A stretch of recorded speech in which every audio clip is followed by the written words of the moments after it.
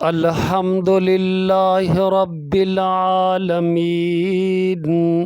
والصلاة والسلام علی سید المرسلین وعلی آلہ وصحبہ اجمعین۔ محترم ناظرین، السلام علیکم ورحمۃ اللہ وبرکاتہ۔ ملاحظہ فرمائیے گا، قصہ حضرت سیدنا ابراہیم علیہ السلام کا، پارٹ 7، حضرت ابراہیم علیہ السلام کی اطاعت شعاری۔ محترم ناظرین، حضرت ابراہیم علیہ السلام نے پوری زندگی احکام الہی کی کما حقہ ادائیگی کر کے حق اطاعت و رسالت نہایت خوبی سے ادا کر دیا۔ آپ کی اسی خوبی کو اللہ تعالی نے اقوام عالم کے لیے بطور نمونہ پیش کیا ہے۔ ارشاد باری تعالی ہے، وَإِبْرَاهِيمَ الَّذِي وَفَّى، اور ابراہیم کی خبر نہیں پہنچی جنہوں نے حق اطاعت و رسالت پورا کیا۔ اس کا مطلب یہ بیان کیا گیا ہے کہ انہیں جتنے احکام دیے گئے انہوں نے سب کی تعمیل کی اور ایمان کی تمام شاخوں اور تمام کاموں پر عمل پیرا ہوئے۔ آپ بڑے کام کا خیال رکھتے ہوئے چھوٹے کام سے غافل نہیں ہوتے تھے، اور بڑے بڑے نیک کاموں کی ذمہ داری پوری کرتے وقت چھوٹے کاموں اور بظاہر چھوٹی معلوم ہونے والی نیکیوں کو فراموش نہیں کرتے تھے۔ اللہ تعالیٰ کے فرمان، وَإِذِ ابْتَلَىٰ إِبْرَاهِيمَ رَبُّهُ بِكَلِمَاتٍ فَأَتَمَّهُنَّ، اور جب ابراہیم کے پروردگار نے چند باتوں میں اس ابراہیم کی آزمائش کی تو اس نے ان باتوں کو پورا کر دکھایا۔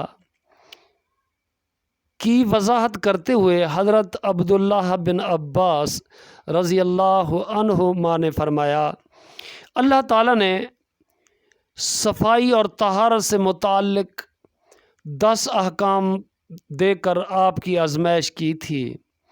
5 احکام کا تعلق سر سے ہے اور 5 کا تعلق باقی جسم سے ہے۔ سر سے متعلق احکام یہ ہیں: مونچھیں کاٹنا، کلی کرنا، مسواک کرنا، ناک میں پانی ڈالنا اور سر میں مانگ نکالنا۔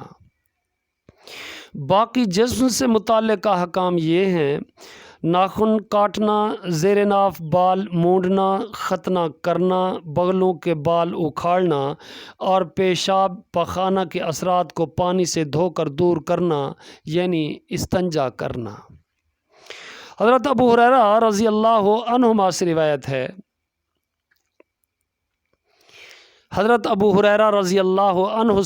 ہے، کہ جناب رسول اللہ صلی اللہ علیہ وسلم نے فرمایا، فطرت میں شامل اعمال 5 ہیں: ختنہ کرنا، لوہا استعمال کرنا، زیر ناف بال مونڈنا، مونچھیں کاٹنا، ناخن تراشنا اور بغلوں کے بال اکھاڑنا۔ ام المؤمنین حضرت عائشہ صدیقہ رضی اللہ عنہا سے روایت ہے کہ جناب رسول اللہ صلی اللہ علیہ وسلم نے فرمایا، 10 کام فطرت میں شامل ہیں: مونچھیں کاٹنا، داڑھی بڑھانا، مسواک کرنا، ناک میں پانی ڈالنا، ناخن تراشنا، انگلیوں کے جوڑوں کو دھونا، بغلوں کے بال اکھاڑنا، زیر ناف بال مونڈنا اور پانی استعمال کرنا، یعنی استنجا کرنا اور کلی کرنا۔ خلاصہ یہ ہے کہ آپ اللہ تعالیٰ کی بڑی عبادتیں پورے خلوص کے ساتھ ادا کرنے کے باوجود اپنے بدن کی دیکھ بھال سے غافل نہیں ہوتے تھے، بلکہ جسم کے ہر عضو کو اصلاح اور تزئین کا جائز حق دیتے تھے، اور جسم کو بدنما کرنے والی اشیاء کو دور کرنے میں غفلت نہیں کرتے تھے۔ مثلاً غیر ضروری بال، ناخن، دانتوں کی بدنمائی اور میل کچیل وغیرہ، یہ سب کچھ ان خوبیوں میں شامل ہے جن کی وجہ سے اللہ تعالیٰ نے آپ کی تعریف ان الفاظ میں فرمائی، وَإِبْرَاهِيمَ الَّذِي وَفَّى، اور ابراہیم کی خبر نہیں پہنچی جنہوں نے حق اطاعت و رسالت پورا کیا۔ حضرت خلیل اللہ علیہ السلام کی عمر اور وفات۔ امام ابن جریر رحمہ اللہ نے تاریخ میں لکھا ہے کہ حضرت ابراہیم علیہ السلام کی ولادت نمرود بن کنعان کے دور حکومت میں ہوئی۔ اس کے بارے میں کہا جاتا ہے کہ اس نے 1000 سال حکومت کی اور وہ انتہائی ظالم اور سنگ دل آدمی تھا۔ اس کا تعلق قبیلہ بنو راسب سے تھا جن کی طرف حضرت نوح علیہ السلام کو نبی بنا کر بھیجا گیا، اور وہ اپنے زمانے میں پوری دنیا کا بادشاہ تھا۔ کہتے ہیں کہ آسمان میں ایک انتہائی روشن ستارہ نمودار ہوا جس سے سورج اور چاند کی روشنی ماند پڑ گئی۔ اس سے بہت سے لوگ ہلاک ہو گئے۔ نمرود بھی پریشان ہو گیا۔ اس نے اپنے کاہنوں اور نجومیوں کو طلب کیا اور اس کے بارے میں پوچھا۔ انہوں نے کہا، آپ کی رعایا میں ایک لڑکا پیدا ہوگا جس کے ہاتھوں آپ کی حکومت ختم ہو جائے گی۔ اس نے حکم جاری کر دیا کہ تمام مرد عورتوں سے الگ رہیں، اور اس دن کے بعد جو بھی بچہ پیدا ہوا اسے قتل کر دیا جائے۔ حضرت ابراہیم علیہ السلام کی ولادت انہی دنوں میں ہوئی، لیکن اللہ تعالیٰ نے آپ کو ظالموں سے محفوظ رکھا۔ آپ بڑے ہوئے اور جوان ہو گئے۔ پھر وہ واقعات پیش آئے جن کا ذکر کیا جا چکا ہے۔ آپ کی ولادت سوس کے مقام پر ہوئی۔ بعض نے بابل اور بعض نے کوسا یعنی سواد کا مقام بیان کیا ہے۔ حضرت عبداللہ بن عباس رضی اللہ عنہما کا قول ہے کہ آپ دمشق کے مشرق میں برزہ کے مقام پر پیدا ہوئے۔ جب اللہ تعالیٰ نے آپ کے ہاتھوں نمرود کو تباہ کر دیا تو آپ ہجرت کر کے ہیران اور پھر شام تشریف لے گئے۔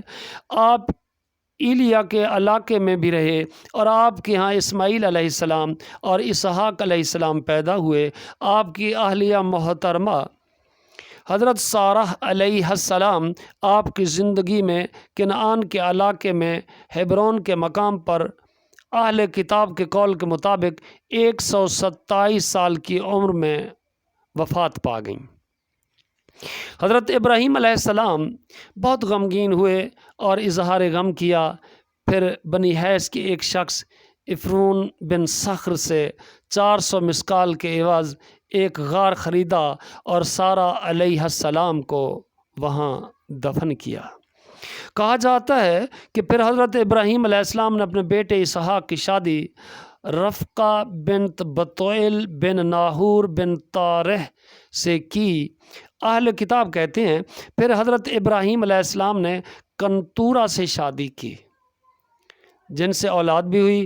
پھر حضرت ابراہیم علیہ السلام بیمار ہو گئے اور 175 سال کی عمر میں فوت ہوئے، اور افرون حیثی کے کھیت میں اپنی زوجہ محترمہ کے قریب مذکورہ بالا غار میں دفن ہوئے جو ہیبرون میں واقع ہے۔ آپ کے دفن کا اہتمام حضرت اسماعیل اور حضرت اسحاق علیہم السلام نے کیا۔ صحیح بخاری میں ہے کہ آپ نے اپنا ختنہ 80 سال کی عمر میں کیا تھا، لیکن اس روایت میں 80 سال کے بعد کی عمر کی صراحت نہیں ہے کہ آپ اس کے بعد کتنا عرصہ حیات رہے، واللہ اعلم۔ آپ علیہ السلام کی قبر مبارک اور حضرت اسحاق اور حضرت یعقوب علیہم السلام کی قبریں اس 4 دیواری میں واقع ہیں جسے حضرت سلیمان بن داؤد علیہم السلام نے تعمیر کیا تھا۔ اس 4 دیواری میں واقع ہیں جسے حضرت سلیمان بن داؤد علیہم السلام نے تعمیر کیا تھا۔ یہ ہیبرون کے شہر میں ہے جو آج کل الخلیل کے نام سے معروف ہے۔ اس 4 دیواری میں قبروں کی جگہ کا بالکل صحیح تعین نہیں کیا جا سکتا، اس لیے اس پورے قطع زمین کا احترام کرنا چاہیے اور اس میں چلنے پھرنے سے اجتناب کرنا چاہیے تاکہ لا علمی میں ان میں سے کسی مقدس ہستی کی قبر پر پاؤں نہ آ جائے۔ حضرت ابراہیم علیہ السلام کی اولاد۔ آپ کے یہاں سب سے پہلے اسماعیل علیہ السلام پیدا ہوئے، جو مصر کے قبطی خاندان سے تعلق رکھنے والی خاتون حضرت ہاجرہ علیہ السلام سے تھے۔ ان کے بعد آپ کی چچا زاد حضرت سارہ علیہ السلام سے آپ کے بیٹے اسحاق علیہ السلام پیدا ہوئے۔ ان کے بعد حضرت ابراہیم علیہ السلام نے کنتورہ بن یاقطن کنعانیہ سے شادی کی، جن سے آپ کے 6 بیٹے پیدا ہوئے۔ ان کے نام یہ ہیں: مدائن، زمران، سرج، یکشان، نشک، اور چھٹے کا نام معلوم نہیں۔